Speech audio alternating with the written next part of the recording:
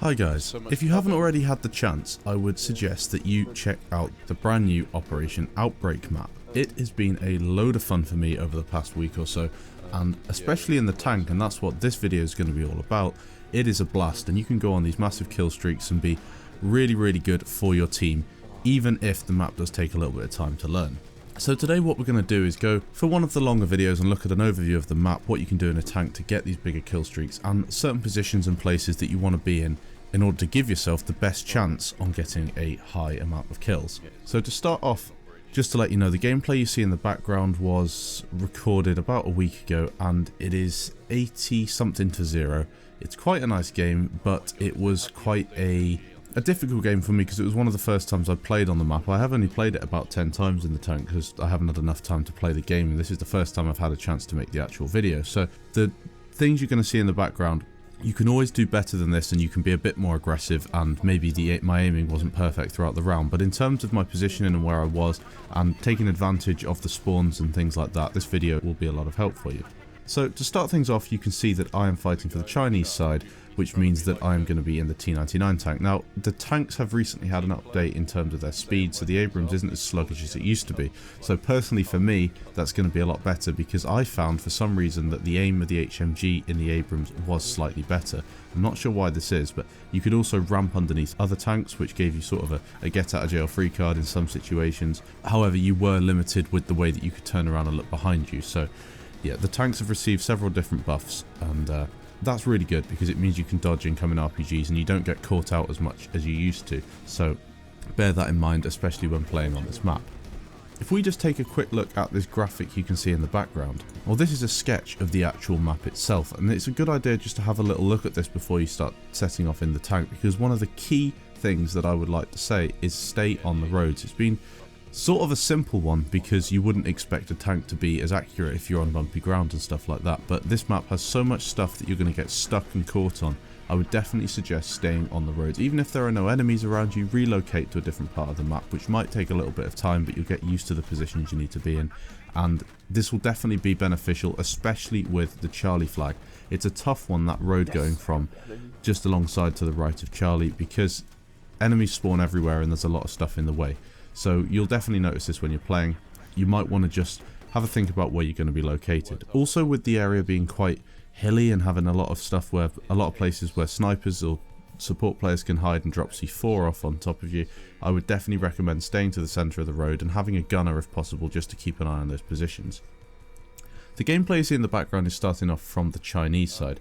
So the first thing I'd recommend doing from that side is going straight to the Delta or Echo flag, depending on where either the enemy transport helicopter or enemy tanks have gone, or even where your LAV or the majority of your players have gone.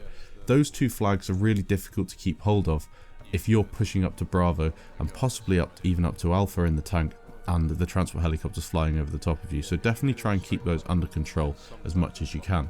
In terms of Delta, I like to stay on the road at all times. I don't really like going in the river underneath because the spawn points are quite contained, and if you're on the road you can just drop back a bit and pick off all the enemies on the left hand side.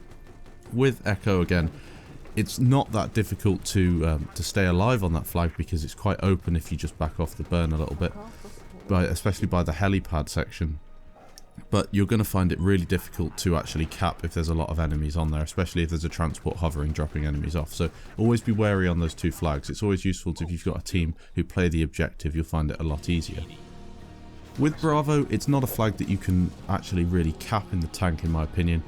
The river can be a useful place, I'll put a graphic on screen now. The river can be a useful place just to hide, as long as you keep an eye to the right of you, especially because you get some snipers up in that hill. They'll jump down and drop some C4 on you. Alpha is a tough one to cap from the Chinese side because it is such a long distance from not only your base but from Delta flag, which is sort of the retreat if you're a tanker on the Chinese side. So what I'd recommend for that flag is only push to it if you have the backing support of the rest of your team. If you've got the LAV pushing there, maybe a couple of quad bikes and possibly the helicopter as well, alongside, if you've got the Charlie flag capped, then you're going to naturally have infantry coming over there anyway. That's the only way that I push up to Alpha. The only other reason I push there is if the team was getting beaten and the tank and LAV were possibly down or on the other side of the map, and I wanted to get those to retreat themselves so our infantry could push up. That's the only reason I'd go to Alpha. It's quite a nice flag to cap. There's not really too much there in terms of cover that the enemy are going to sneak behind and get you. I know there are a couple of buildings there, but you can shoot out the walls fairly easily on that, and as long as you keep an eye on their base for the tank that might have spawned, you can get out along the main road fairly quickly. Attacking from the US side is something that I haven't really done too much of, but it's sort of the same thing as attacking from the Chinese side. Obviously stick to the roads and things like that, and make sure that you've capped. I think Alpha is the most important one. Bravo is something you can't really do too much about, but cap Alpha as best you can.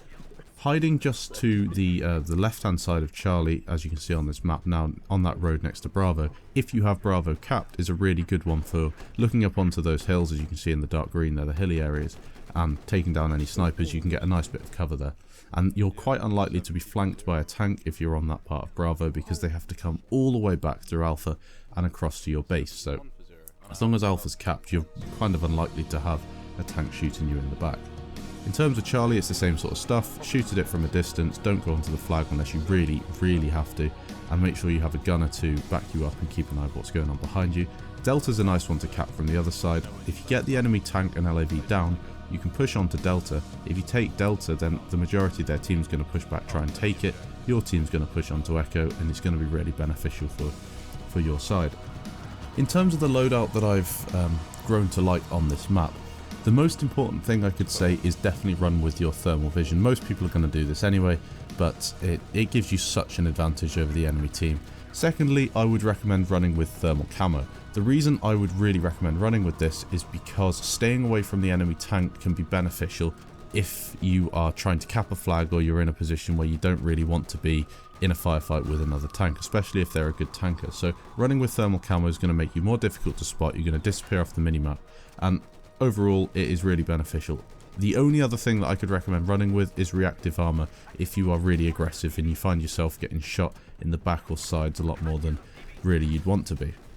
Personally, I run with the thermal camo though. I haven't had that much of a play around with the HE or Sabot shell, so I've still stuck with the AP shell. It's doing the same amount of damage as to other tanks, so I think it's just as effective that way.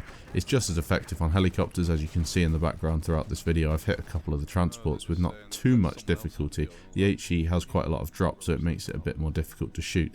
And the splash damage, it's nowhere near as effective as it was, but if the enemy's behind a wall or you're shooting something and exploding, you're still going to get a nice amount of damage.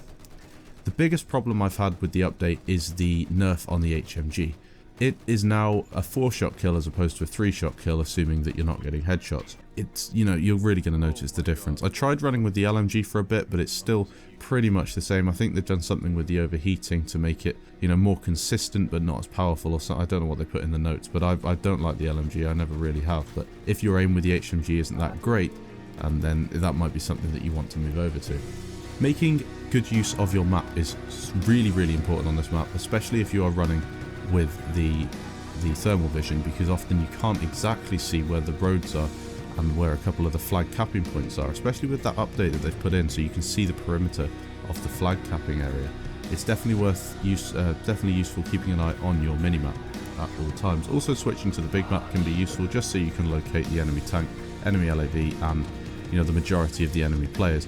And pay attention to where your team is dying, because if a lot of your team is dying on a certain flag, that sort of indicates there might be a tank there with thermal camo, there might be a transport helicopter dropping a lot of enemies off and slaughtering the rest of your team. So you can sort of preempt where you need to be on the map.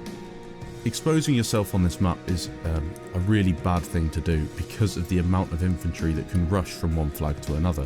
The nature of the map is quite a bad one for a tank if you find yourself in the wrong position. So you might be on a really nice kill streak and then all of a sudden you're dead and you don't know why it's happened. You've been killing the enemies the whole game, but then all of a sudden you're dead, and that could literally be down to where an enemy spawned, where his squad spawned, and the fact that you had your side turned onto him.